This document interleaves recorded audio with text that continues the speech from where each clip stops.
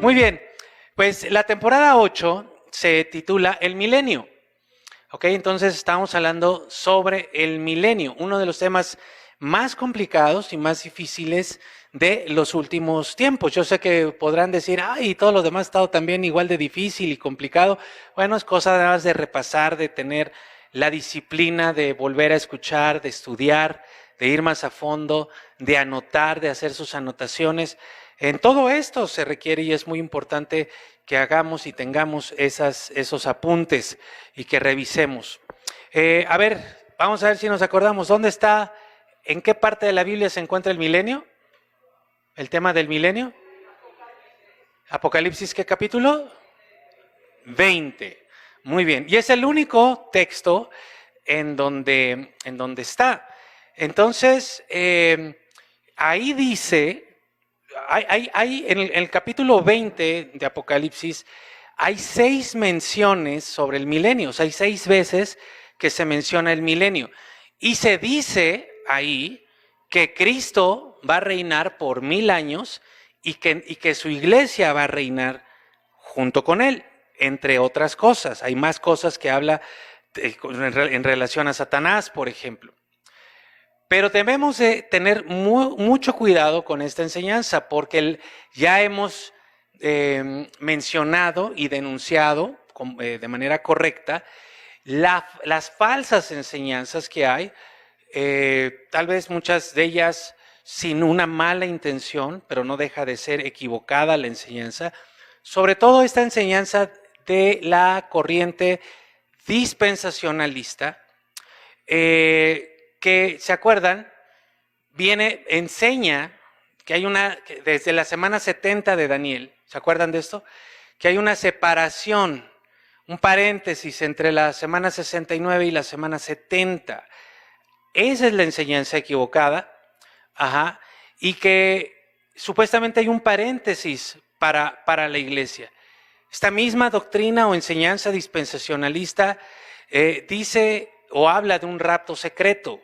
¿Se acuerdan? Del rapto secreto, supuestamente, que se llevará a cabo antes de la tribulación. Según ellos, según esta enseñanza equivocada, se dice que la iglesia será arrebatada secretamente para que no pase la tribulación. Y en ese momento, supuestamente, Cristo se lleva a su iglesia y luego viene la gran tribulación. Y al final de ese tiempo, supuestamente, vuelve a regresar Cristo y vendría un tercer regreso de Cristo para, dicen ellos, establecer su reino por 1000 años en esta tierra junto con su iglesia. A eso le llaman la enseñanza dispensacionalista, a eso le llaman la era dorada de la iglesia, porque supuestamente vamos a reinar con Cristo durante 1000 años en esta tierra. Eso es en general la enseñanza dispensacionalista, que suena bien, suena bonito, emocionante, pero carece total y absolutamente de sustento bíblico. Por ejemplo, ahí en esta enseñanza se dice que cuando Cristo venga, vamos a resucitar con Él, nos vamos a ir, pero luego vamos a regresar. Y entonces durante los 1000 años en esta tierra habría gente resucitada y gente no resucitada. Nomás imagínense eso. ¿Sí? Durante los 1000 años.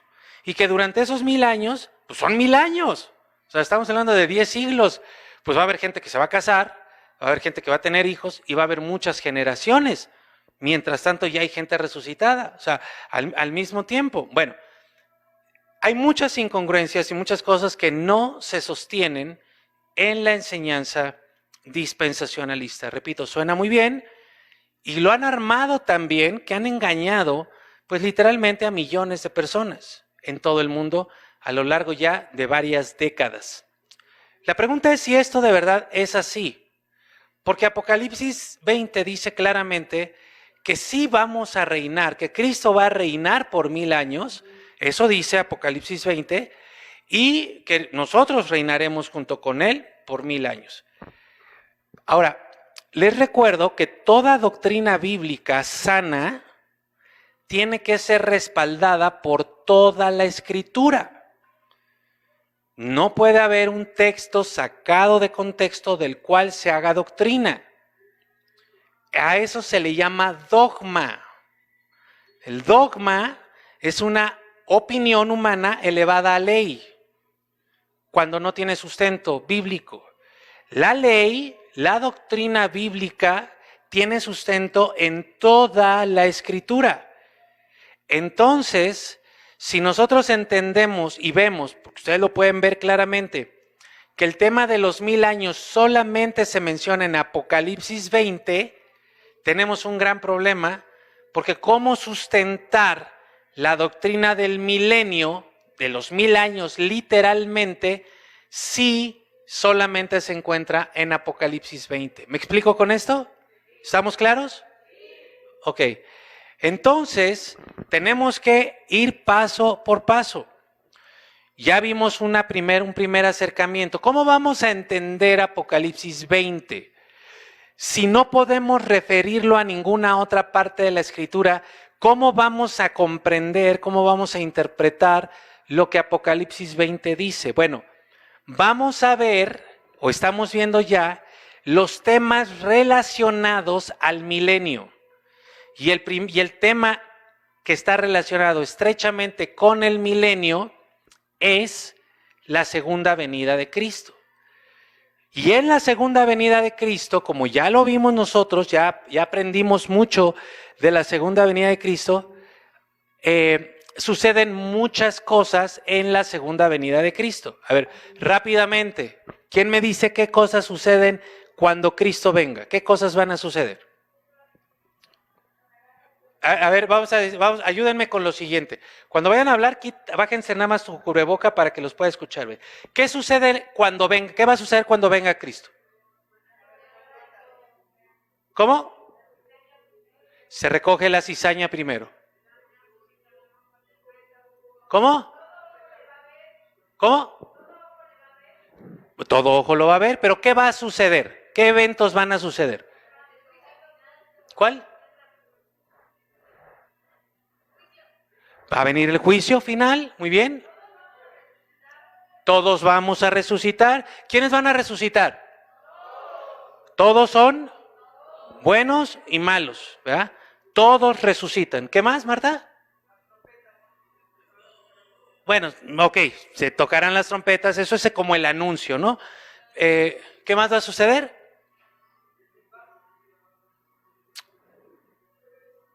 Todos vamos a resucitar. ¿Cuál? No te oigo. No, la tribulación ya fue. Cuando Cristo venga, ya estamos en tribulación. Ya el juicio ya se mencionó que va a haber un juicio final. Va a ser derrotada. ¿Quiénes van a ser derrotados? A ver, díganme cuáles son los enemigos que van a ser derrotados en el día final. La bestia, el falso profeta, el anticristo, ¿quién más? Satanás y la muerte. ¿Ok? Todo eso sucederá en un solo día. Entonces, nosotros vimos algo que es muy importante. Vimos ya en el primer mensaje sobre el milenio, vimos que cuando Cristo venga, todos vamos a resucitar.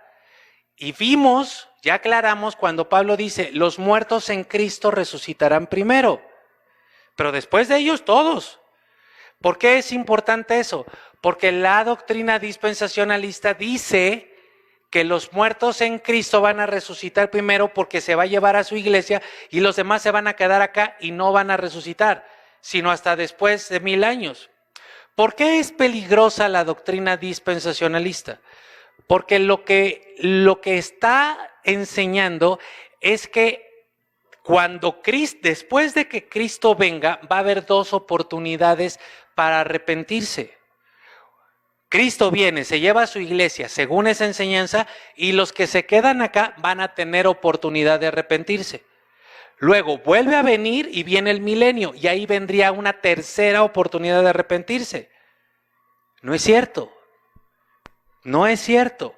El tiempo del arrepentimiento para volvernos a Cristo es aquí. El día que venga Cristo ya no va a haber oportunidad de ningún arrepentimiento. No va a haber una segunda ni va a haber una tercera oportunidad. Como ellos enseñan que primero resucitan los que son buenos y después de la semana 70 y después del milenio resucitan los malos, habría otra oportunidad. Pero ya aprendimos y ya vimos que ese día buenos y malos resucitan en un solo día. Entonces viene la resurrección, ya vimos esta parte y hoy vamos a ver algo más que ya empezamos a ver sobre el reino de Cristo, el reinado de Cristo. ¿Por qué?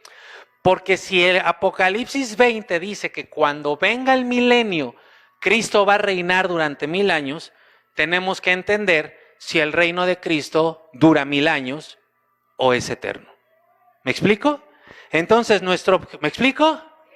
Entonces, nuestro objetivo el día de hoy es descubrir si la Biblia habla de un reinado milenial de Cristo que estaría por venir, o si hay algo diferente que dice la Biblia. Entonces, vamos a ver, hoy vamos a ver 3 puntos, 3 aspectos que nos van a mostrar y nos van a dar la enseñanza correcta sobre el reinado de Cristo y cómo no hay 1000 años. Aunque Apocalipsis 20 habla de 1000 años. Vamos a ver esto. Ok. Miren, por causa del tiempo yo voy a mostrarles solamente algunos textos bíblicos, pero hay cualquier cantidad de estos 3 aspectos que les voy a mostrar, hay cualquier cantidad de textos bíblicos que respaldan lo que hoy vamos a aprender. Por causa del tiempo no se los voy a mostrar todos, porque pasaríamos aquí muchísimo tiempo más, pero de que los hay que hablan sobre el reino de Cristo. Vamos a empezar con Efesios capítulo 1, versículo 20. Ahora, aquí en este texto vamos a encontrar 2 aspectos, o mejor, en este texto vamos a encontrar tanto sustento para el reinado de Cristo, como también para uno de los temas que les voy a mostrar, que es el tema de los siglos, el siglo presente y el siglo venidero, pero eso vamos a ir en un ratito más. Dice acá Efesios capítulo 1, versículo 20. Dice, la cual operó en Cristo, o sea, está hablando Pablo de Cristo, dice, resucitándolo de los muertos. Ahora vean, y sentándolo a su diestra en los lugares celestiales, sobre todo principado, ahí está hablando del reinado, sobre todo principado y autoridad y poder y señorío, y sobre todo nombre que se nombra, no solo en este siglo, sino también en el venidero. Y sometió todas las cosas bajo sus pies, y lo dio por cabeza sobre todas las cosas a la iglesia, el cual es el cuerpo, la plenitud de aquel que todo lo llena en todo. ¿Qué está diciendo Pablo? Que Dios exaltó a Cristo y lo puso a su diestra, que es una figura de reinado, en los lugares celestiales. Y todo lo que habla posterior está hablando del reinado de Cristo. ¿Qué hace Cristo en su reinado? Está sobre todo principado, sobre toda autoridad y todo otro poder, sea humano o espiritual, está sometido al poderío de Cristo. Vamos a ver Apocalipsis capítulo 1, versículo 4. Dice, Juan, a las 7 iglesias que están en Asia, gracia y paz a ustedes, del que es y que era y que ha de venir, esto es Jesucristo, y de los 7 espíritus que están delante de su trono. Esos 7 espíritus se refiere al Espíritu Santo. No son 7 espíritus diferentes, sino es una forma de hablar del Espíritu perfecto, del Espíritu Santo. Dice, de los 7 espíritus que están delante de su trono, y de Jesucristo es el testigo fiel, el primogénito de los muertos, y miren lo que dice acá, y el soberano de los reyes de la tierra. Soberano de los reyes de la tierra. ¿A qué les suena a ustedes soberano de los reyes? ¿De qué otra manera podemos decir el soberano de los reyes de la tierra? El rey de reyes, que lo expresamos constantemente, ¿verdad? De hecho hay una alabanza que cantamos acá que se llama Rey de Reyes. Está hablando de los reyes de la tierra. Y Jesucristo es el soberano de los reyes de la tierra. ¿Eso querrá decir que Cristo está reinando ahora o no? Está reinando ahora. Dice, al que nos amó y nos lavó de nuestros pecados con su sangre y nos hizo reyes y sacerdotes para Dios. Ojo con esto, para Dios su Padre. A Él sea la gloria, el imperio por los siglos de los siglos. Amén. Ahora, aquí ya podemos ver con estos dos textos que se habla del reinado de Cristo. Pablo habla del reinado de Cristo. Juan habla del reinado de Cristo. Y ninguno de los dos dice, y en toda su literatura ustedes lo van a encontrar lo mismo, en ninguno de los dos dice que Cristo va a reinar cuando empiece el milenio. Sino lo que está diciendo es que Cristo ya está reinando, que Él es el soberano de los reyes, que Él es el rey de los reyes, que Él está puesto ya a la diestra del Padre y que todos sus enemigos están siendo puestos debajo de sus pies. ¿Estamos claros con eso? Ahora, yo les voy a hacer una pregunta. ¿El reino de Cristo, el reinado de Cristo es espiritual o es material o es terrenal?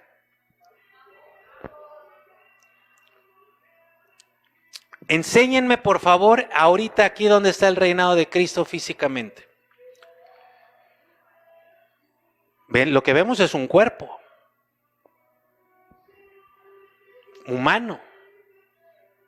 ¿Ok? Esto es importante, esta pregunta que les acabo de hacer es importante para que podamos tener un correcto entendimiento de la enseñanza bíblica. El reinado de Cristo es espiritual, no es terrenal. Esto es muy importante. Ahorita les voy a decir por qué. Que tenga un impacto en lo terrenal o en lo físico es otra cosa. Pero nosotros no vemos una embajada del cielo establecida como la embajada de los Estados Unidos o de Rusia o de Dinamarca o de donde sea.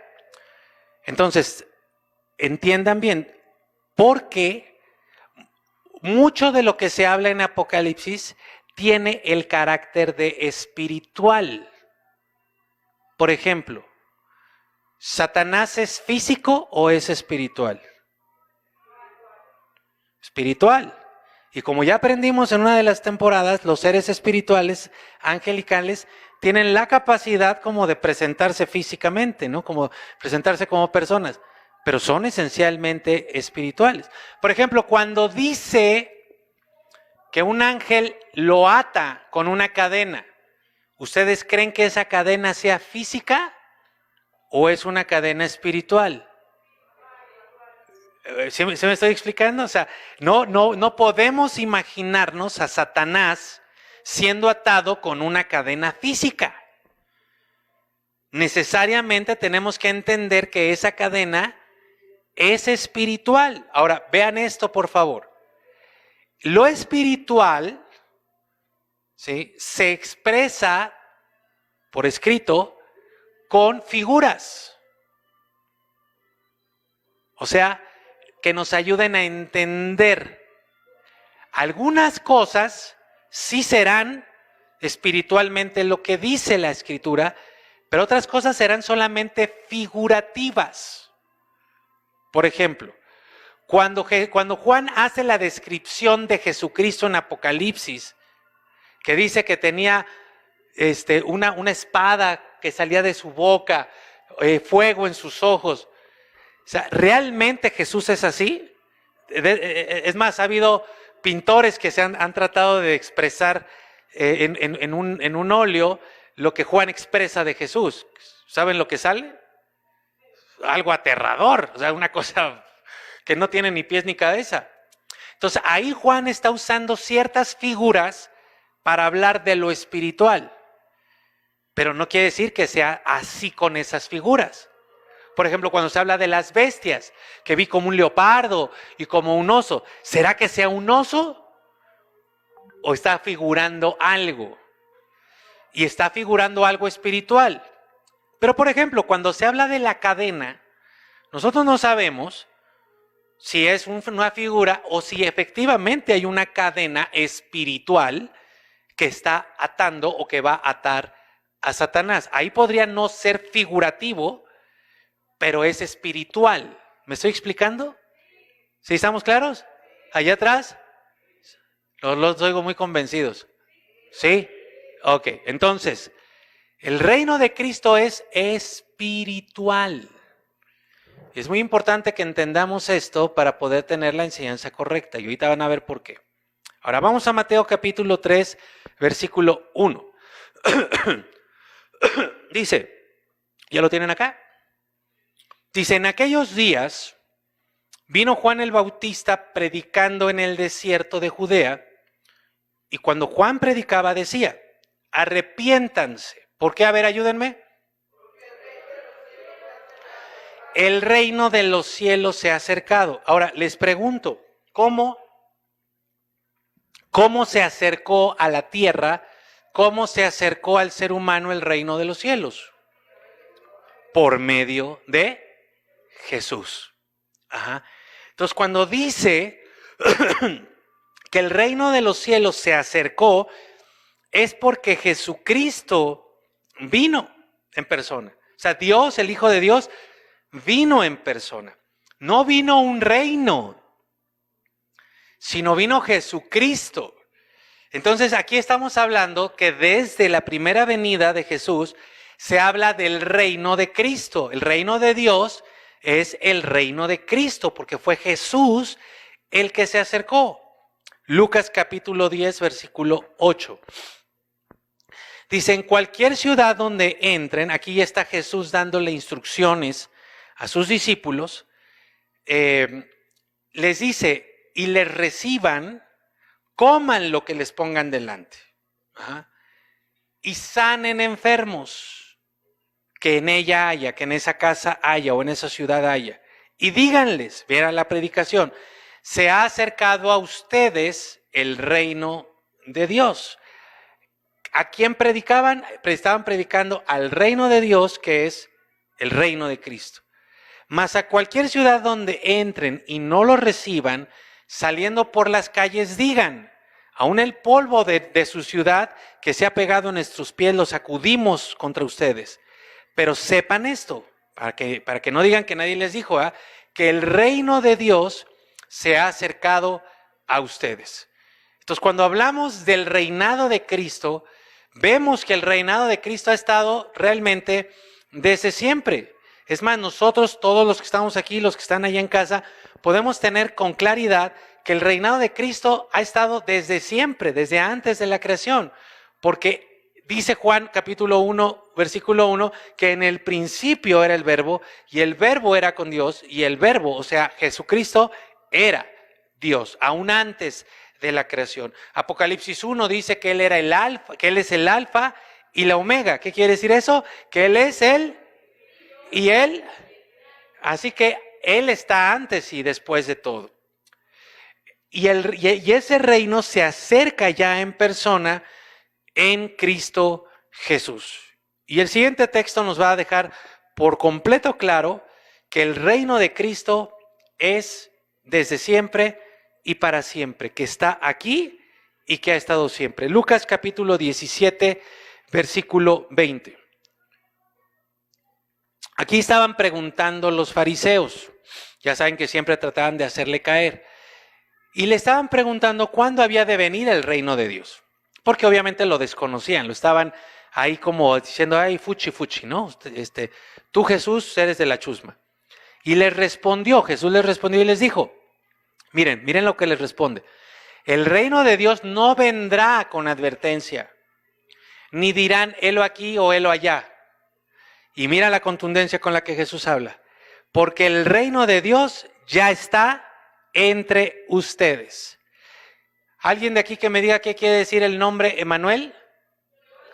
Dios con nosotros. Que realmente no es un nombre, Ahora porque ya lo traen el cantante que les gusta, ¿verdad? Pero Emmanuel quiere decir Dios con nosotros, lo que está diciendo Jesús aquí. El reino de Dios está entre ustedes. O sea que cuando Jesús habla del reino de Dios, está hablando de Él mismo que ya está aquí, que ya estaba aquí desde que Jesús vino. Entonces, amigos y amados míos, la pregunta es, el punto es, ¿Cristo está reinando ahora o va a reinar en el futuro cuando llegue el milenio? ¿Lo ven con contundencia? Está reinando ahora. Ahora, regresemos tantito, por favor, al texto de Apocalipsis, capítulo 1, versículo 4. Más bien en el versículo 5.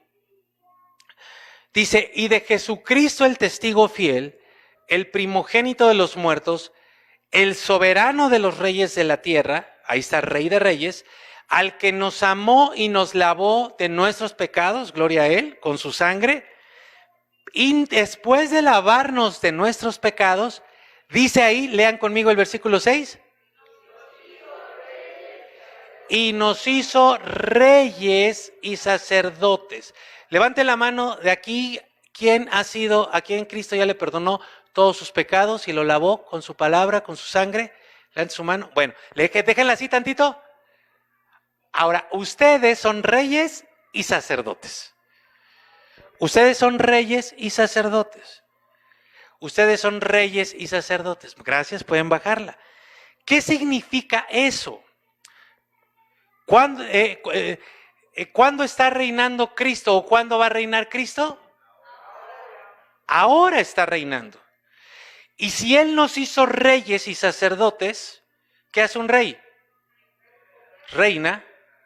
Eso quiere decir que nosotros estamos reinando con Cristo. ¿Dónde? Aquí. Somos reyes, pero también sacerdotes. Ojo con esto, ¿eh? ¿Qué pasa aquí? ¿Por qué es importante esto? Bueno, porque hay otra doctrina que quiero que apunten, por favor, una falsa doctrina que se llama la doctrina del dominionismo. Anótenle, por favor. Dominionismo. Esta doctrina está presente actualmente en muchos lugares del planeta y suena re bonita, porque esta doctrina es la que enseña que la iglesia está reinando con Cristo aquí en la tierra. Pues ¿qué no es lo que les acabo de decir?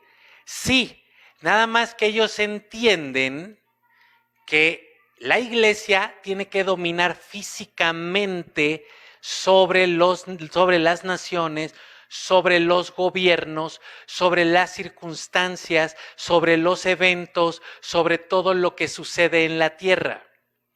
Entonces, a partir de esta doctrina del dominionismo, que parte de un hecho real, ¿cuál es el hecho real?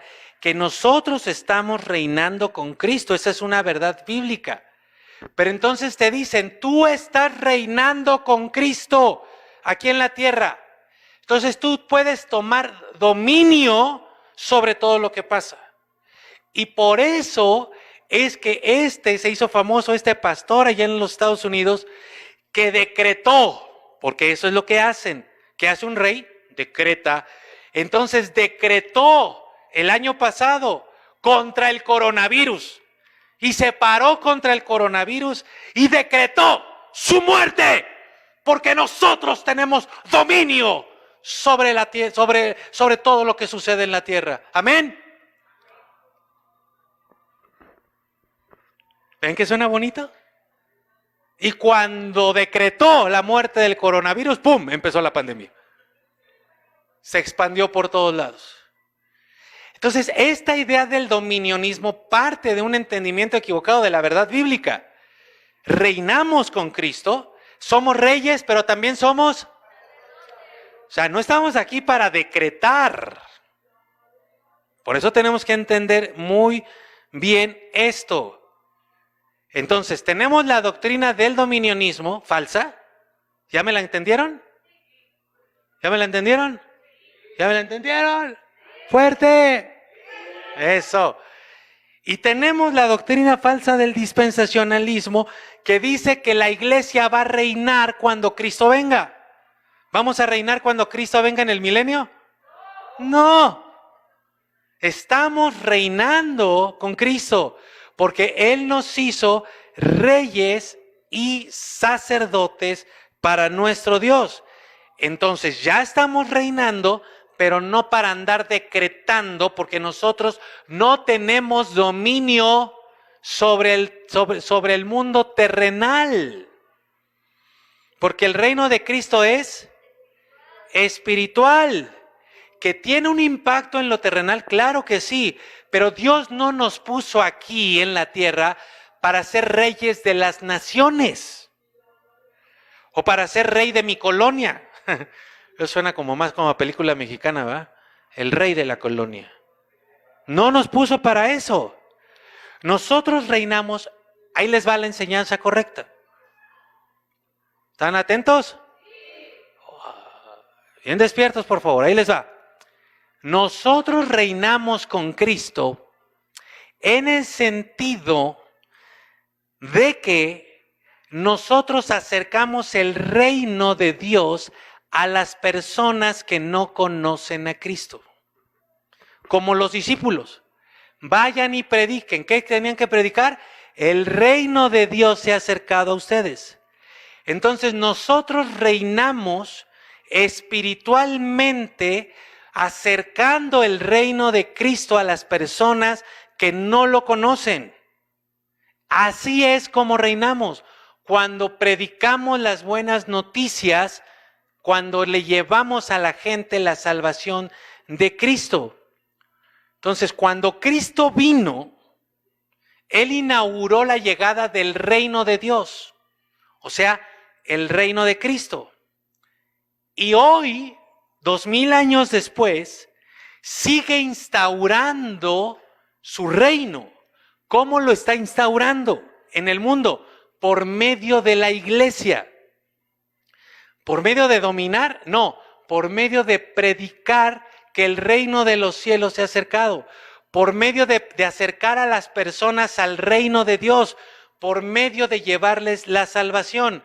Pero ese reino todavía no se establece en toda la tierra, aún no se termina.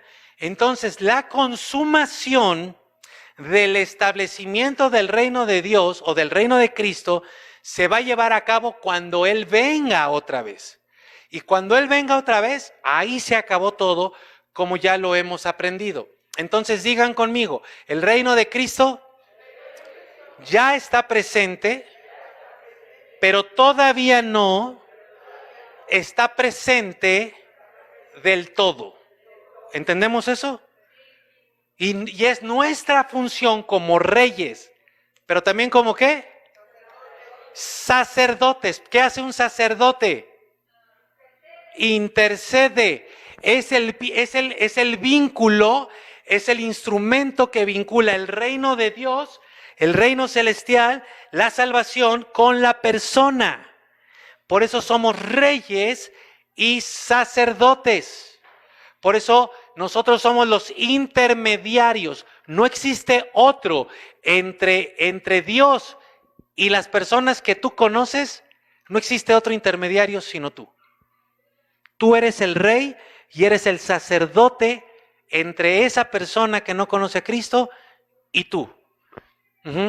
Por eso la verdadera iglesia de Cristo, ojo con lo que estoy diciendo, la verdadera iglesia de Cristo no va a, sino que ya está reinando con Él. O sea, está extendiendo el reino de Dios.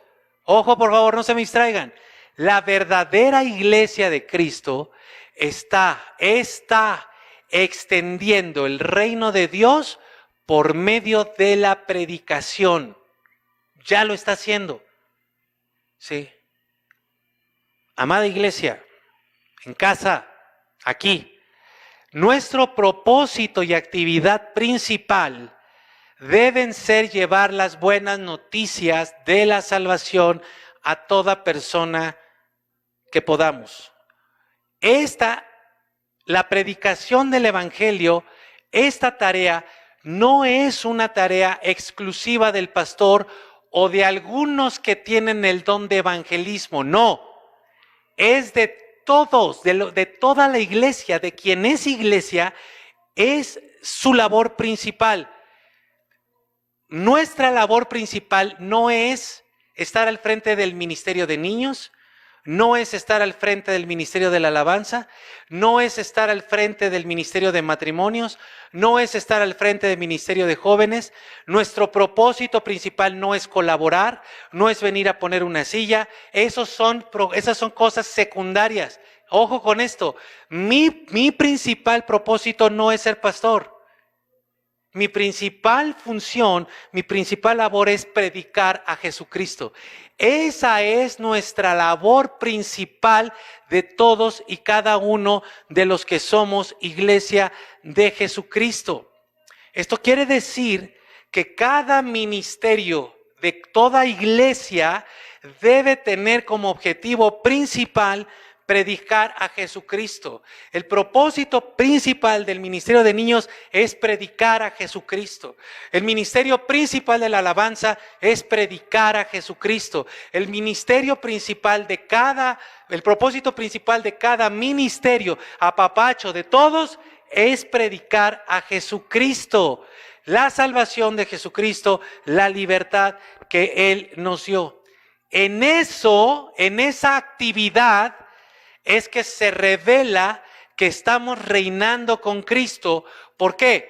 Porque estamos quitándole al reino de las tinieblas vidas, arrebatándoselas de la muerte eterna. Así es como reinamos con Cristo. ¿Lo estamos entendiendo? Por eso mismo, se los anuncio, ahora que ya estamos reactivándonos, nuestro plan general, ahora que estamos regresando, será conformado a base de la predicación del evangelio. Que todos participemos de la predicación del evangelio. ¿Ok? Ahora, si estamos entendiendo eso, el texto que ya conocen, que les voy a presentar, les va a sonar con mucho más sentido. Primera carta de Pedro, capítulo 2, versículo 9. Ahí está clarito, ustedes son linaje escogido, real sacerdocio, lo mismo que Apocalipsis, real sacerdocio. Y hoy estamos entendiendo qué significa eso. Nación santa, pueblo adquirido, y mira lo que dice, para que trabajen en un ministerio en la iglesia, no, para que anunciemos las virtudes de aquel, Jesucristo, que nos ha llamado de las tinieblas a su luz admirable. Domingo tenemos que predicar a Jesucristo, lunes tenemos que predicar a Jesucristo, martes a predicar a Jesucristo, miércoles a predicar a Jesucristo, jueves, viernes, sábado, todos los días tenemos que predicar a Jesucristo. Y aquí en Río de Agua Viva ya estamos, o yo ya estoy trabajando en eso, porque todo lo que hagamos tiene que ser predicar a Jesucristo. Todo nuestro esfuerzo, todos nuestros recursos tienen que estar enfocados en predicar a Jesucristo. Por eso, amigo, no creces, porque no predicas a Jesucristo. Por eso te estancas, por eso no retienes, por eso te aburres, por eso la iglesia llega un punto en que se te hace algo monótono, porque no estás predicando a Jesucristo. La vida de la iglesia es la predicación de Jesucristo, porque así es como reinamos juntamente con Cristo. Una vez que el reino de Dios que se acercó cuando Cristo vino por primera vez, se haya extendido por toda la tierra por medio de la predicación de Jesucristo, entonces vendrá la consumación. Y les voy a mostrar la consumación. Dice Apocalipsis capítulo 11, versículo 15. El séptimo ángel, ese es el último, cuando habla de las trompetas, esta es la última trompeta. Cuando el séptimo ángel tocó la trompeta, y en el cielo se oyeron grandes voces que decían: el reino del mundo ha venido a ser de nuestro Señor y de su Cristo. Él reinará. ¿Qué dice ahí?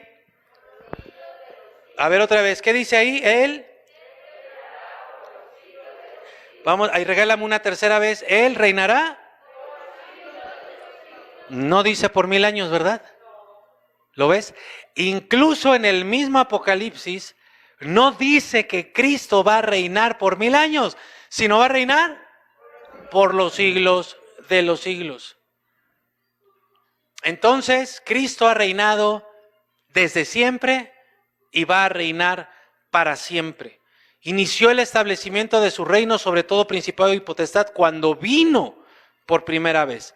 Lo sigue estableciendo por medio de su iglesia, o sea, nosotros, por medio de la predicación del evangelio, de arrebatarle vidas a la muerte eterna para que a su reino vengan más y más personas. Cuando Él venga por segunda vez, el establecimiento de su reino quedará consumado y luego pasaremos a la eternidad sin 1000 años de por medio, sin una semana de por medio. Viene Cristo, nos vamos con Él, porque como ya aprendimos, todo pasa en un día. Primera carta a los Corintios, capítulo 15, versículo 23. Dice, pero cada uno en su orden. Cristo, las primicias, luego los que son de Cristo en su venida. Está hablando de la resurrección. Luego dice, después el fin, ¿ves? Luego. Cuando Él entregue, Cristo, entregue el reino al Dios y Padre. O sea, Cristo tiene el reino y se lo va a entregar a Dios, el Padre. Cuando haya anulado todo principado, autoridad y poder. ¿Cuándo va a ser eso? Cuando ya en el final, los últimos que mueran van a ser la bestia, el falso profeta, Satanás y la muerte misma. A eso se está refiriendo. Porque es necesario que Él reine hasta poner a todos sus enemigos debajo de sus pies. El último enemigo que será destruido, ahí lo dice, será la muerte. Entonces, como ustedes están viendo, no hay otra parte en la Escritura donde se hable de los 1000 años. Ahí está el reino de Cristo y que nosotros estamos reinando con Él. Ahora les voy a hablar rápidamente para que también lo tengamos claro del fin de la tierra. Para todos los ambientalistas. O sea, esta tierra tenemos que cuidarla, pero se va a acabar. O sea, no porque se va a acabar vayas y te hagas pipí en la calle, por favor. O tires basura en la calle. Tenemos que cuidarla por buen testimonio, pero esta tierra se va a acabar. Ok, vamos a ver que vamos a tener esto bien claro. Primeramente, segunda carta de Pedro, capítulo 3, versículo 10. ¿Por qué es importante esto, amigos? Porque la falsa enseñanza del milenio dice que Cristo va a regresar por tercera vez y va a reinar en esta tierra. Entonces tenemos que tener bien claro esto. Mira lo que dice segunda de Pedro capítulo 3, versículo 10. Dice, pero el día del Señor vendrá como ladrón. Entonces, o sea, el día del Señor cuando Cristo venga. Entonces los cielos pasarán. Esa palabra pasarán quiere decir que serán destruidos con gran estruendo. Los elementos, se está refiriendo a la tierra, ardiendo serán deshechos. Y la tierra y las obras que están en ella serán consumadas. Lo que hemos visto en las películas. En un día, esta tierra se va a acabar. Entonces miren, Cristo viene, nos lleva con Él, bueno, la cizaña primero, nos lleva con Él, y cuando esté sucediendo esto nosotros vamos a ver si estamos aquí en la tierra. Bueno, aunque no estemos, porque si ya estamos muertos, vamos a resucitar con Él. Y cuando vayamos resucitando vamos a ver cómo toda esta tierra es destruida. Así, ¡pum! Todo se va a empezar a caer, todo va a empezar a explotar en ese día. Lo vamos a ver.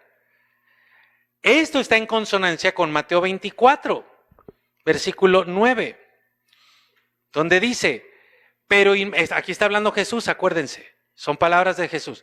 Y dice, pero inmediatamente después de la tribulación de aquellos días, el sol se oscurecerá y la luna no dará su resplandor. Ya no más luna. Las estrellas caerán del cielo y los poderes de los cielos serán sacudidos.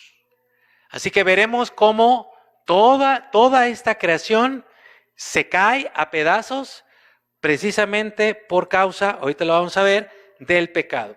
Ahí mismo en Mateo 24, pero el versículo 35 dice en una sola frase Jesús, el cielo y la tierra pasarán, quiere decir, serán destruidos, dejarán de ser, pero mis palabras no pasarán. Perdón que me siento un momentito, pero es que todavía ando aquí convaleciente de la cirugía, ya mucho mejor, gracias a Dios, pero ahorita voy a estar un ratito así. Entonces, todo sucede en un solo día. Si los cielos y la tierra serán destruidos, amigos, en ese día, ¿cómo podría haber un reinado de 1000 años en la tierra? Si ese día, como lo estamos viendo bíblicamente, va a ser destruido los cielos y la tierra. Ahora, para el que esté angustiado de que se va a destruir la tierra, bueno, esa sería tal vez la mala noticia, que no es tan mala realmente. Pero la buena noticia es que ese punto final también marca un punto de inicio de algo nuevo por completo. ¿Qué? Cielos y tierra nueva. Mira, lo dice ahí lo dice en la segunda carta de Pedro, capítulo 3, versículo 12. Dice, aguardando y apresurándose para la venida del día de Dios, o sea, el día final. Por causa de ese día, del día del juicio, los cielos, siendo encendidos, es otra forma de describir el final, serán deshechos, ¿ya viste? Y los elementos, al ser abrazados, ahí está por el fuego, serán fundidos. O sea que esto va a estar de terror. Pero ve el 13. Según las promesas de Dios, esperamos. ¿Qué dice ahí? En los cuales mora. Uy, como que no les dio mucho gusto que vaya a haber cielos nuevos y tierra nueva. ¿Les gusta la tierra de donde viven? Uy, nada más a una persona.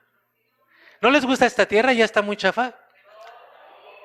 Con todo y lo chafa que está, sigue siendo una preciosidad, ¿no? ¿Qué van a comer al rato? Es parte de la tierra lo que van a comer al rato. Bueno, si esta tierra, si les gusta oigan, están bien, los veo muy aguados. Yo pensé que iban a estar más contentos de estar acá. ¿Están bien? ¿Les gusta esta tierra? Si no van a decir, ¿qué va a decir el mundo entero? ¿Sí les gusta esta tierra? Y está llena de pecado y de maldad. Ahora imagínense una tierra nueva, cielo nuevo, donde no haya maldad. Por eso dice ahí, en los cuales mora la justicia. Miren, es que por eso, por este tipo de momentos, es que no entendemos que para nosotros el morir es ganancia. Porque creemos que no hay otra cosa mejor que lo que hay acá, pero la Escritura nos da esperanza y nos dice que va a haber un cielo nuevo, y una tierra totalmente nueva. Ahora, ¿esto por qué? Porque la palabra nos enseña desde Génesis que la maldición del pecado del ser humano afectó toda la creación. Así que la misma creación va a ser rescatada de la corrupción, pero va a ser destruida y va a ser vuelta a ser. Y esto lo dice claramente en la carta a los Romanos, capítulo 8, versículo 19. Dice, pues la creación aguarda con ardiente anhelo la manifestación de los hijos de Dios. ¿A qué manifestación se refiere? A cuando resucitemos, cuando Cristo venga. Porque la creación ha sido sujetada a la vanidad, o sea, al vacío, a lo efímero. No por su propia voluntad, no por causa de la tierra misma, porque la tierra no tiene voluntad, sino por causa de aquel que la sujetó en esperanza. O sea, por causa del pecado quedó caída la creación. Pero Dios la sujeta a una esperanza de que aún la creación misma será liberada de la esclavitud de la corrupción para entrar a la libertad gloriosa, cuando ya hayamos resucitado, de los hijos de Dios. ¿Ven? Porque sabemos que toda la creación gime a una y a una sufre dolores de parto hasta ahora. Vaya tú a saber si los dolores de parto sean los tsunamis, los tornados, los huracanes que dicen, ya por favor, que esto se acabe. Entonces, ojo amigos, lo digo con toda contundencia para los que nos estén oyendo, la iglesia no está esperando un reinado de 1000 años en esta tierra corrompida. ¿Lo entendemos? Lo que estamos esperando, la verdadera iglesia, son cielos nuevos y tierra nueva, donde Cristo va a reinar para siempre en el Padre. Y nosotros seremos parte del reino eterno, no un reino milenial. Segunda carta de Pedro, capítulo 1, versículo 10. Dice, por eso, hermanos, procuren. ¿Saben lo que es procurar? ¿Sí saben lo que es procurar?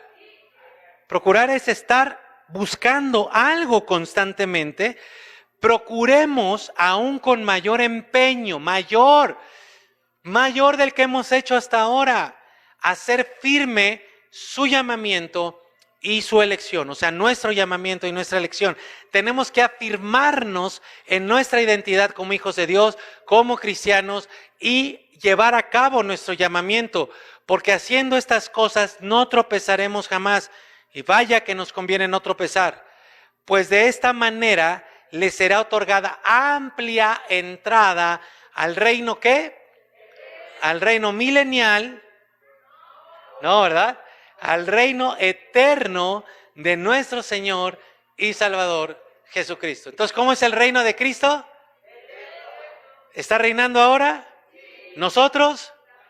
También.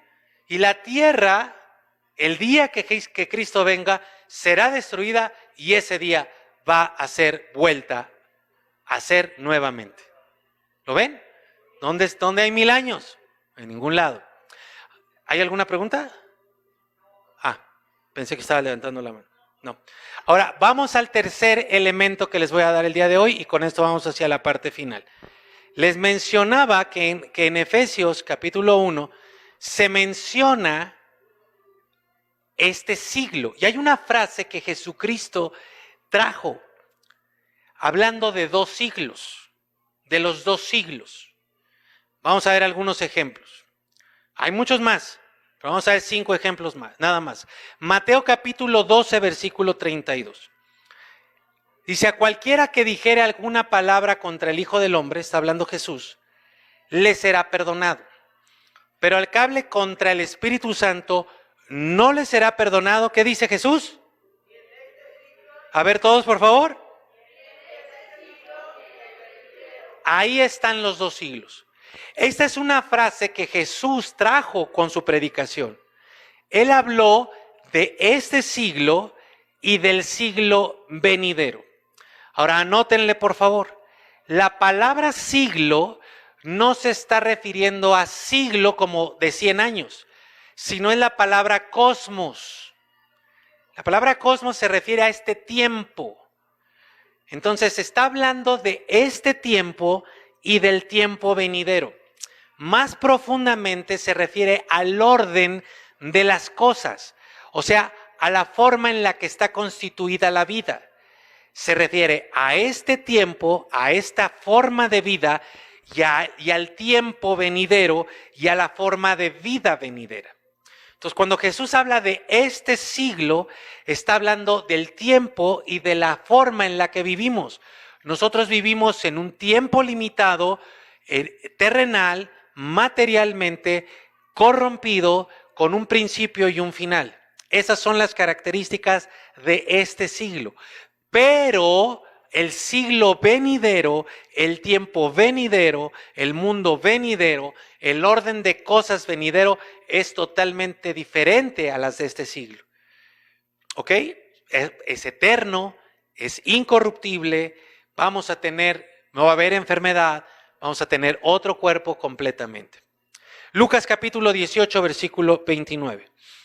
Y él les dijo, Jesús, está hablando Jesús, de cierto les digo que no hay nadie que haya dejado casa o padre o hermanos o mujer, ojo por favor, no está hablando de que te divorcies, sino que pongas en segundo lugar a tu familia.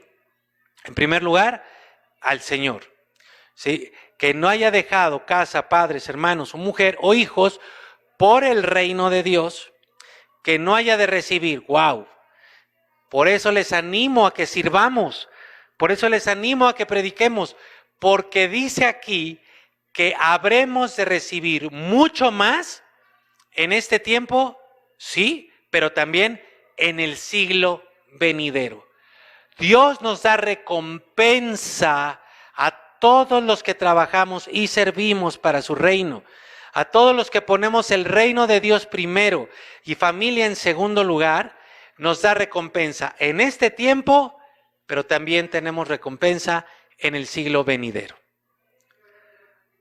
Yo pensé que les iba a dar mucho más gusto, pero bueno, qué bueno que les está dando gusto. Lucas capítulo 16 ahora, dos capítulos antes. Y alabó el amo al mayordomo malo por haber hecho sagazmente, ya predicamos alguna vez de esto, porque los hijos de este siglo, de este tiempo, de este orden de cosas, son más sagaces en el trato con sus semejantes que con los hijos de luz. Entonces vean cómo Jesús habla de un siglo presente, de un mundo presente, de un tiempo presente y un tiempo venidero. ¿Ok? Y vamos a ver uno más donde habla Jesús. Lucas capítulo 20, versículo 34. Dice, entonces respondiendo Jesús les dijo, los hijos de este siglo se casan. Porque aquí le habían venido a preguntar a Jesús, oye, personas que no creían en la resurrección de los muertos. Y si esta mujer se quedó viuda y se casa con el hermano, y luego se vuelve a morir el esposo y se casa con el otro, al final, ¿de quién va a ser esposa? ¿No? Si se casó con 7. Habría que preguntarle a algunas celebridades, ¿verdad? Entonces está respondiendo Jesús una pregunta tramposa también. Y dice, los hijos de este siglo se casan, o sea, los hijos de este orden de cosas. Acá nos casamos, en este tiempo nos casamos y se dan en casamiento. Mas los que fueren tenidos por dignos de alcanzar aquel siglo, el tiempo venidero, y la resurrección de entre los muertos, ni se casan ni se dan en casamiento. ¿Cuántos dan gloria a Dios?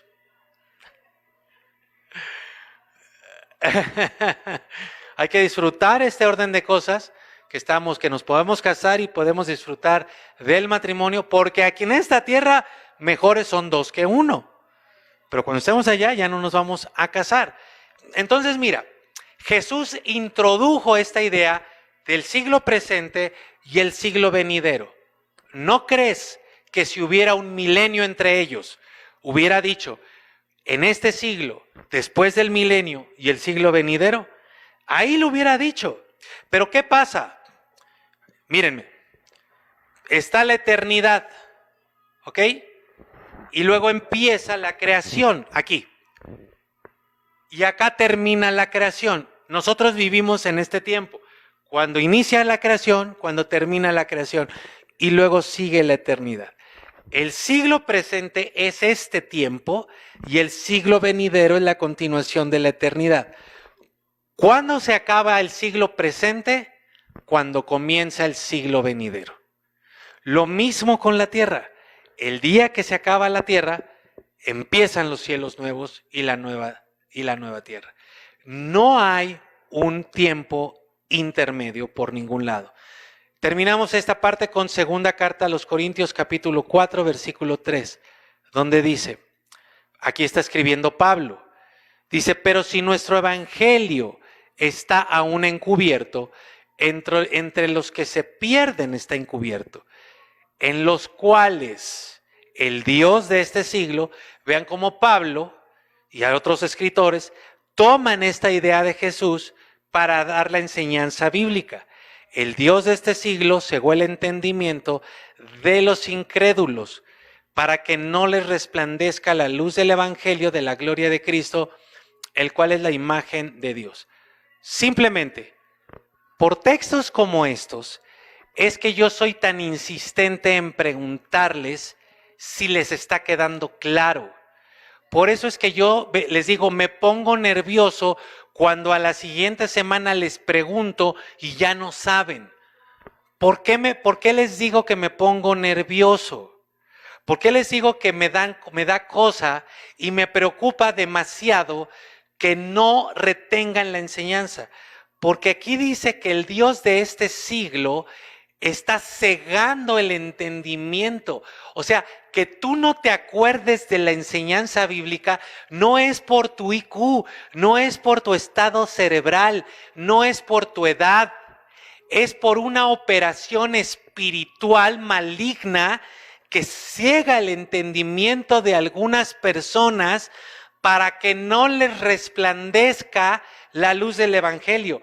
Que ellos crean que por sentarse están siendo salvados, pero que no están interiorizando. No entra la palabra, no entra el evangelio y entonces están caminando hacia el infierno, derechitos a la muerte eterna.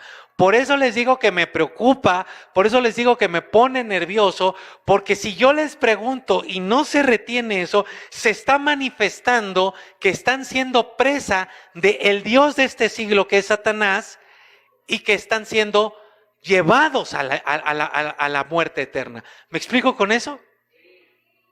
Y luego se ofenden. Ay, es que nos estás duro y duro, pero es que tu eternidad depende de eso. ¿Ok? Entonces, sacúdanse al Dios de este siglo, quítenselo de encima, denle una patada en el hocico y díganle, a mí me tiene que resplandecer la luz del evangelio. Bueno, voy a hacer un breve resumen.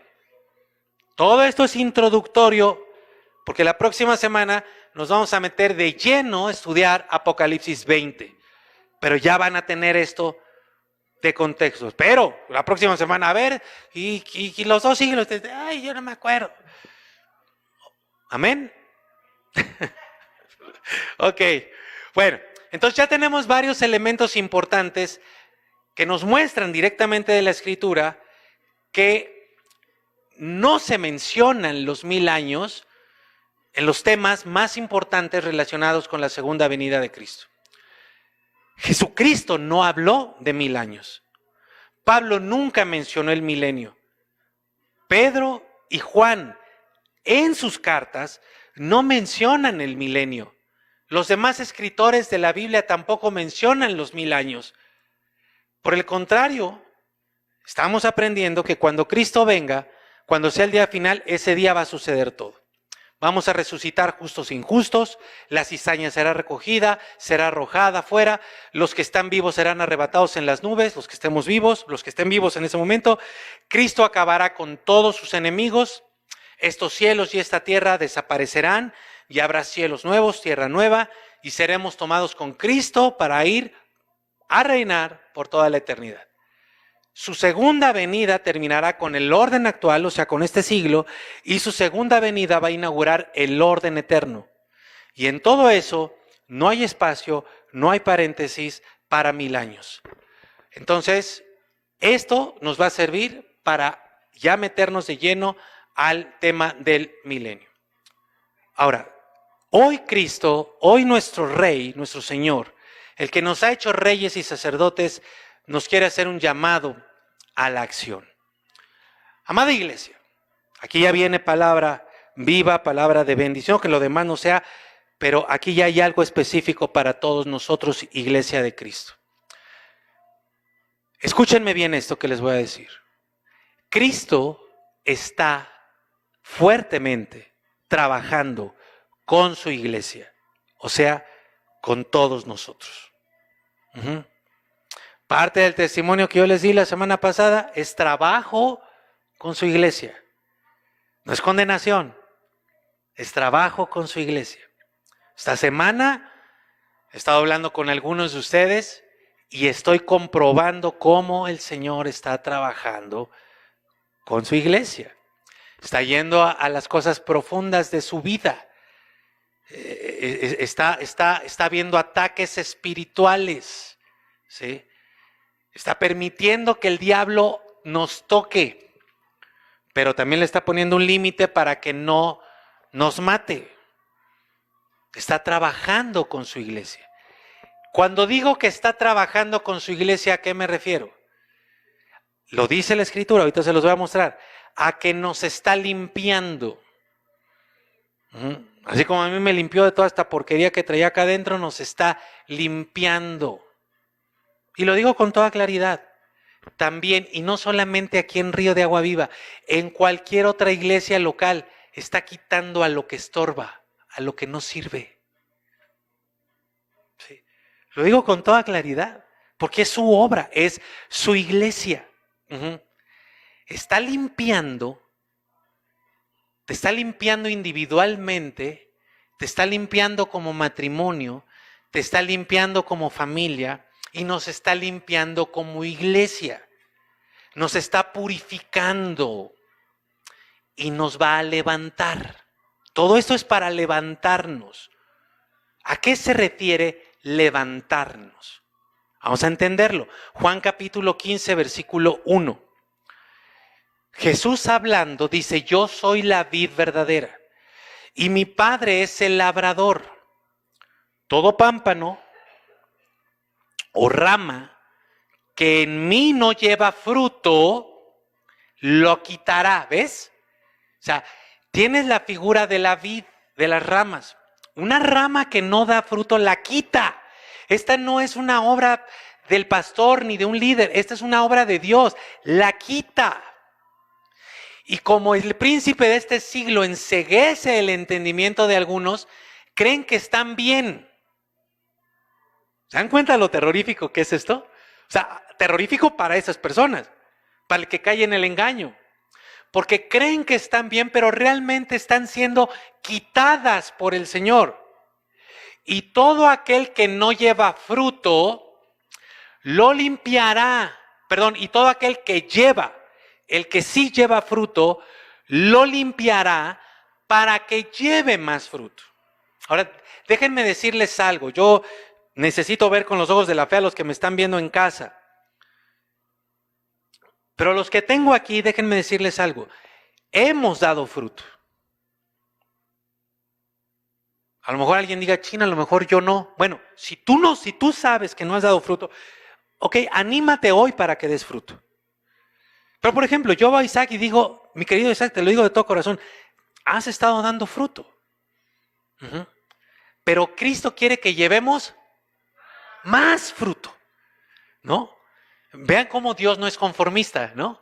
Ay, pues ya el fruto, pues estas guayabas ahí todas mayugadas. No, Él quiere, o sea, sí hemos traído fruto. De hecho, hay una palabra hermosa para nosotros la próxima semana, que se van a quedar así, pero bueno, esas se las tengo que dar la próxima semana. Pero quiero decirles, hemos dado fruto. Pero sepamos, tengamos claro que Dios quiere que llevemos más fruto. Ajá.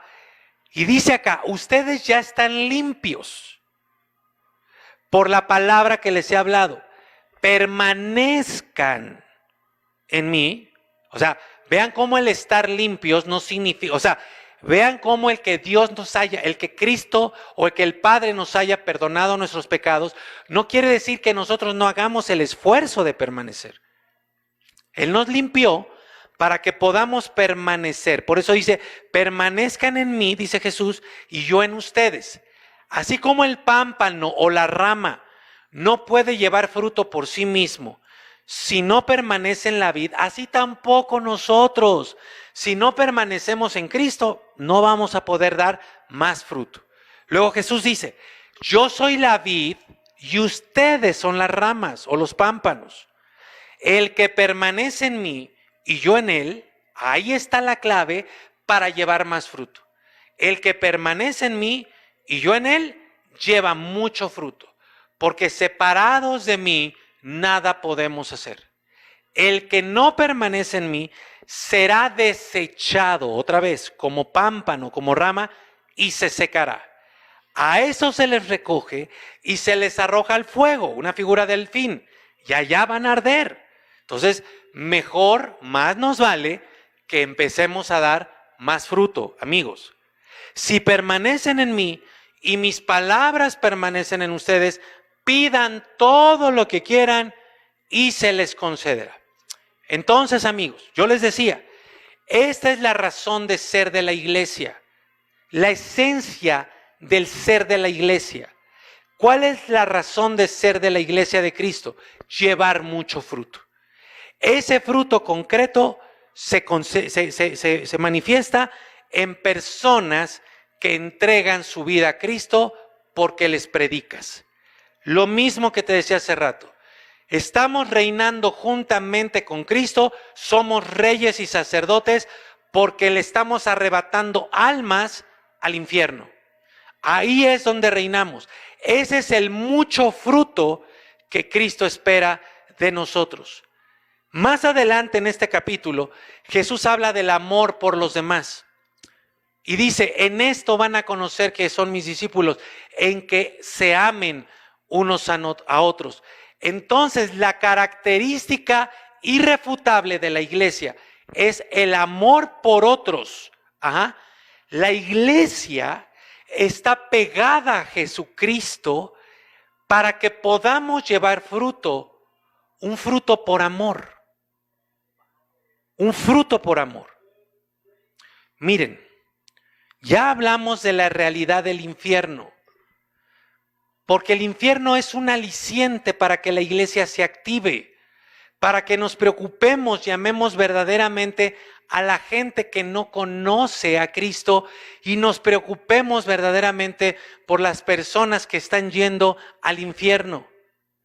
Ahora que yo pasé por toda esta situación que les comenté la semana pasada,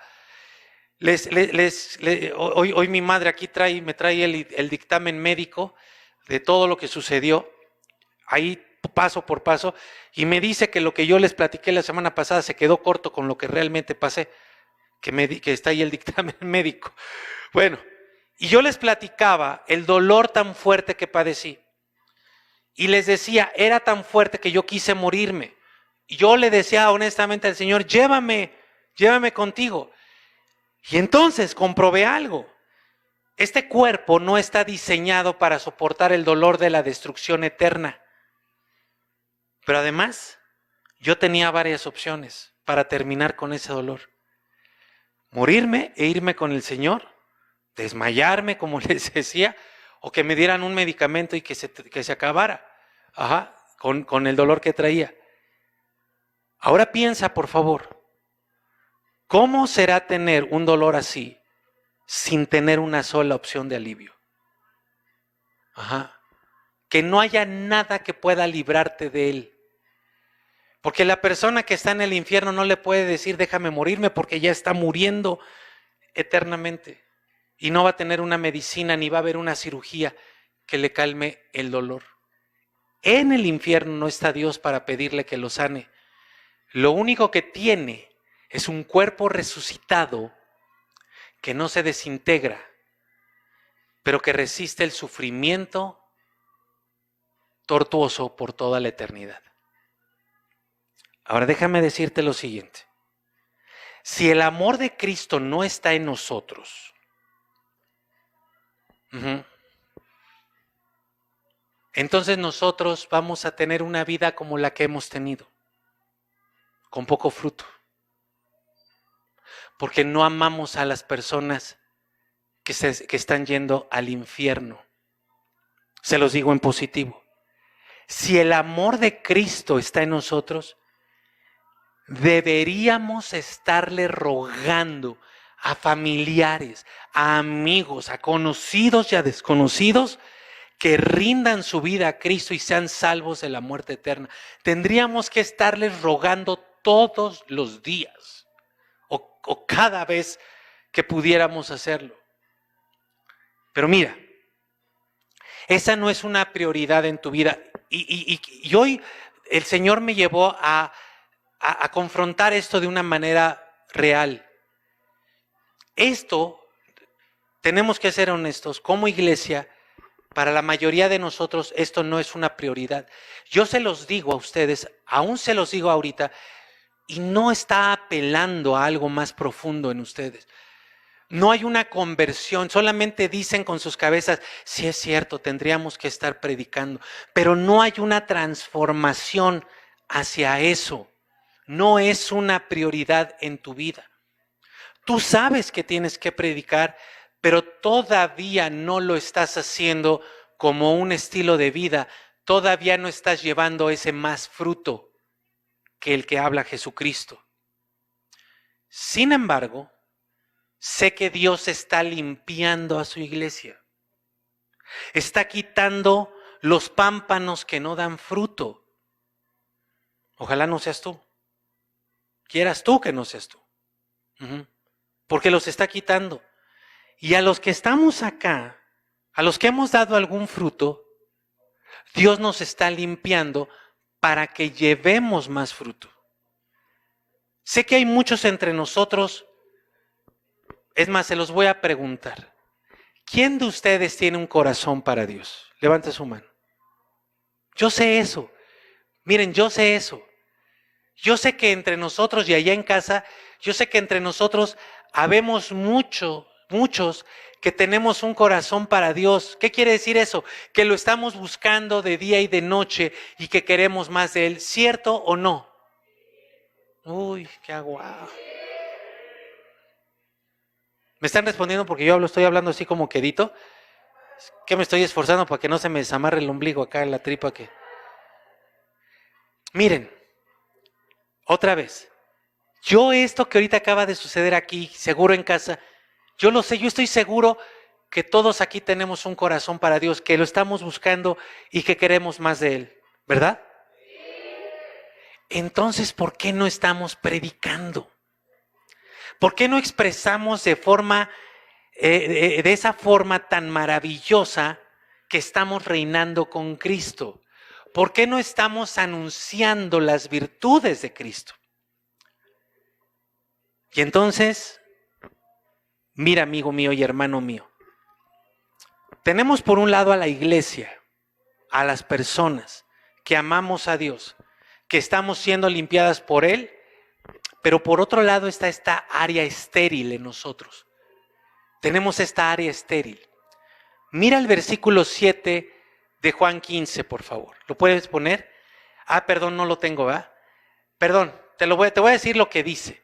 El versículo 7 dice que si permanecemos en Él, no, sí, lo tienes ahí. Que si permanecemos en Él, pidamos todo lo que queramos y se nos concederá. ¿Ahí lo ven? El 7. Juan 15, 7. El último texto. Miren bien esto que Dios nos va a enseñar ahorita. Dice ahí que si pedimos todo lo que queramos, Él nos concederá.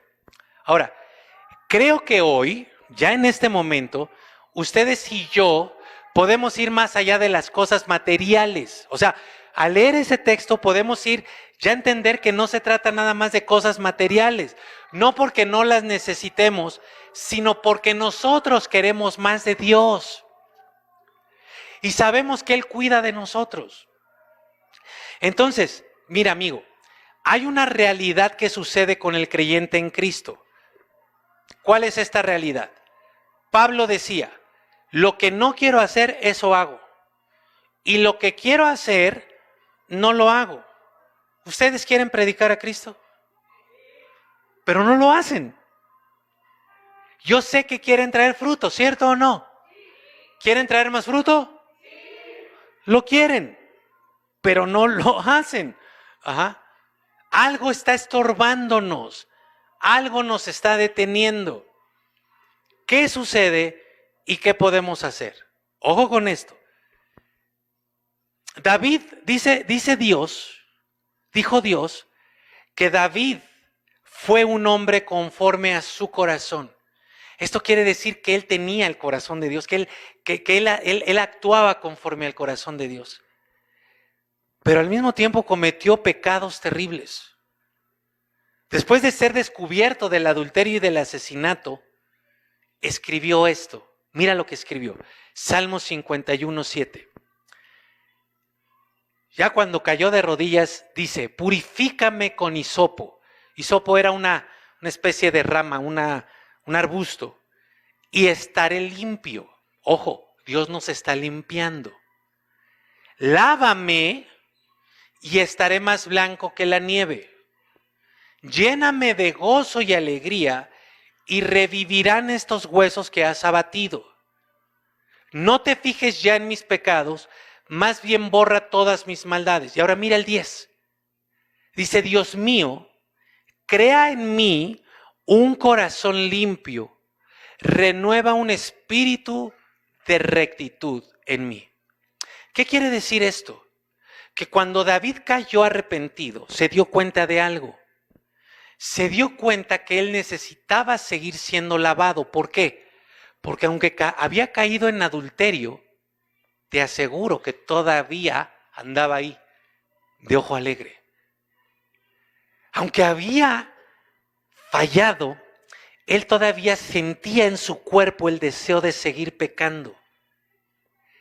Por eso dice, lávame más y más de toda esta maldad. Él decía, ya no quiero tener este deseo por pecar. Pero luego dijo, se dio cuenta de algo, dijo, Dios, yo no tengo un corazón limpio y mi espíritu todavía no está recto. Necesito que tú formes en mí un corazón limpio y un espíritu recto delante de ti. Por eso es que David fue un hombre conforme al corazón de Dios. Porque cuando David le dijo, pon en mí un corazón limpio, dijo, ahí te va mi corazón. Mira, todos tenemos algo que no podemos dejar. Un mal hábito o un pecado. Y es posible que muchos de ustedes estén encadenados a un pecado y constantemente estás pidiendo perdón, pero sabes que vas a caer otra vez. Dios conoce esa situación y el problema no es tanto que estés cayendo en ese pecado, sino qué estás haciendo para no pecar. Lo has intentado de todo y nada. David te da la respuesta. Supo que estaba cautivo en un área de su vida, así que le pidió ayuda a Dios. Cambia mi corazón, dame un espíritu de rectitud. Esa es la forma de liberarse de una cadena de maldad o de una cadena de pecado. Cuando tú ya no intentas dejar de pecar, sino te vences, te das por vencido y le dices a Dios, ayúdame, quita este corazón, cámbiame estas ganas, quita esta tendencia y dame un espíritu nuevo, dame un espíritu recto de fondo. Si tú tienes un pecado que no puedes dejar, lo que tienes que hacer es pedirle a Dios que te limpie, que te purifique y que te dé un corazón nuevo y un espíritu recto. A este tipo de peticiones es a la que Jesús se refería cuando dijo, pidan lo que quieran y se te va a dar. Eso donde tú ya no tienes esperanza, donde tú dices, es que yo ya aquí ya estoy perdido. Ese es el imposible que Dios puede lograr en ti. Pidan lo que quieran. Por eso Dios no solo perdonó a David, sino le dio un corazón y un espíritu que le hizo aborrecer el pecado. Hazlo tú también. Si estás atado a algún pecado que no puedas dejar, hazlo.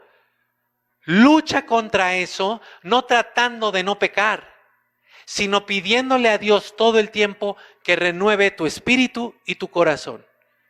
Pero ¿por qué te digo esto y qué tiene que ver con lo que estaba hablando de predicar el evangelio? Porque si tú amas a Dios, quieres más de Él, sé que Él te está limpiando y te va a levantar para que des más fruto. ¿Sí? Sé que quieres obedecerlo, pero algo te ha impedido. ¿Qué es lo que Dios nos está diciendo hoy? ¿Cuál es el llamado? Pídeme todos los días que te dé un corazón lleno de amor para las personas perdidas. Esa es la única forma que vamos a poder vencer cualquier estorbo o barrera, sea pena, sea vergüenza, sea flojera, sea lo que sea. Pidámosle a Dios que nos dé no solo un corazón recto para no pecar, sino un corazón lleno de amor para predicarle a las personas que están yendo a una eternidad sin Él. Pidámosle a Dios que quite de nosotros todo obstáculo que nos está impidiendo predicar las buenas noticias. Pidámosle a Dios que ponga en nosotros un corazón por la humanidad, que nuestra lengua se desate y comencemos a predicar con denuedo y con sabiduría. Así se mostrará que somos real sacerdocio, que somos pámpanos, que estamos llevando fruto, pero que estamos llevando más fruto y que estamos llevando mucho fruto porque estamos pegados a Cristo. Así que yo les quiero hacer este llamado, iglesia hermosa, iglesia que tiene un corazón para Dios, pero que ha sido estorbada. Podemos empezar a partir de hoy, todos los días, de día y de noche, a pedirle al Señor que nos dé un corazón lleno de amor por las personas que no lo conocen. Claro que lo podemos hacer. Mi querido Cristian y Julia, vamos a tomar los martes de oración para orar fuertemente por esto, para llevar a la iglesia a estarle pidiendo al Señor que nos dé un corazón limpio. Mis queridos y amada iglesia, lo que a mí me pasó no fue casualidad, fue la respuesta a mi oración, a esta oración. Porque yo le decía a Dios, límpiame, cámbiame, transfórmame. Y yo creo que Dios vio lo que traía en mi corazón y luego vio lo que traía en el tórax y dijo, necesitamos pasar por todo esto extremo para purificarte y limpiarte. Dios está limpiando a su iglesia. Por eso lo que pasó esta semana contigo, mi querida Andy. Por eso vas a recibir ataques, porque cuando queremos crecer va a venir la resistencia. No te lamentes, no digas, ¡ay, no! Es el Señor limpiándote. Y aún si utilizas Satanás, va a ser el Señor limpiándote. Por eso, para que no seamos desechados, para que cuando Cristo venga no nos recoja a nosotros primero, para que no terminemos siendo ramas secas que sean echadas al fuego, es mejor que nos pongamos las pilas aquí y ahora y le empecemos a pedir al Señor que ponga en nosotros un corazón nuevo y un espíritu recto dentro de nosotros. Amén.